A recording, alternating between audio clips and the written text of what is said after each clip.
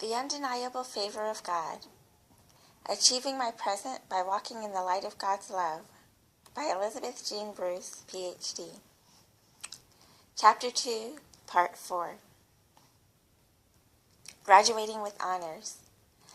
In addition to encouraging me to be the proactive in presenting my research findings, my research advisor also nominated me for prestigious recognition awards for my graduate work. On May 24, 2001, I received the Brian Phillips Keith Assistantship from PGSP. During my graduation ceremony on June 11, 2005, I received the Murray Towndow Outstanding Dissertation Award. When my father and nephew opened the programs, they exclaimed, "Liz's name is on the front page." They began going around the sanctuary collecting programs. I felt appreciated that day. I remember during my graduate work in school, my mother would tell me that I was going to graduate with honors, and I would reply, "With honors?" At certain points, I thought I would barely graduate at all. My mother told me that she saw a vision of me and white lilies, which we took as a good sign. At my graduation ceremony, sure enough, there were white lilies growing in the courtyard of the church where the ceremony was held. I stood right next to them while my mother took photos of me in my graduation cap and gown. That was a beautiful day. My parents and my sister, who had been visiting with me from Sacramento, came with me to the ceremony. My brother and his children, my nieces and nephew, came from San Jose. Also in attendance was one of my best friends from graduate school.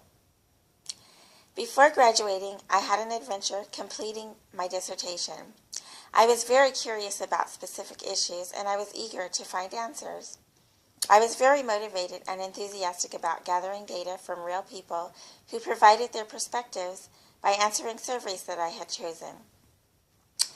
I was very fortunate to be able to gain access to elementary, junior high, and high school students. I enjoyed setting up appointments with principals, teachers, and school administrators. Everyone was so gracious and willing to help me in my research. The students were very pleasant to work with, and I was appreciative of everyone who volunteered to participate in my research project. Schools throughout the Bay Area participated. I enjoyed traveling to the schools and speaking with the students and teachers.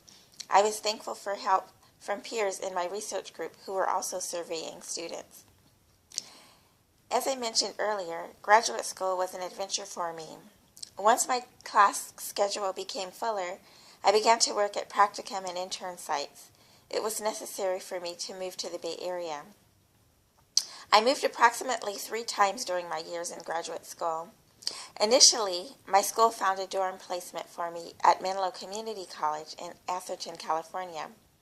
The college rented dorms to Stanford students as well.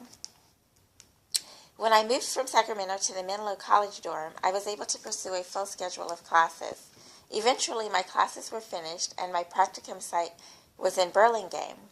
I moved to San Jose, where my parents helped me find a small studio apartment in a secured building for people on fixed income. I was living on student loans at the time.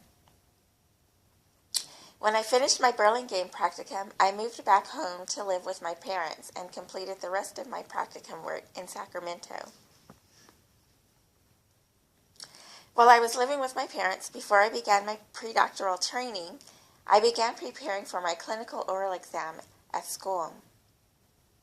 The oral exam consisted of a panel of 2 staff members who would present a clinical scenario and ask questions regarding how treatment might proceed in that case. Because I had not known quite how to study for the oral exam, which might cover any area of psychology and require any variety of answers regarding several possible specialties in psychology, I once again had some difficulty passing. I remember the first oral exam I took was given by staff with specialties in neuropsychology, an area I was familiar with and in which I was successfully and reasonably easily passed my courses. It was not an area of psychology that I tended to focus on, so I was not prepared for my first oral exam and did not pass. Later, I took my oral exam for a second time. I think I should have learned a lesson from the first time and made more of an effort to study neuropsychology information because I repeated the results of my previous oral exam. After failing my oral exam for the second time, I literally felt an ache all over my body and in my heart.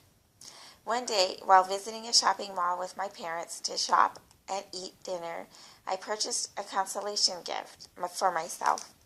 It was a little puppy with soft brown fur and floppy ears. It was a stuffed toy. It wasn't real.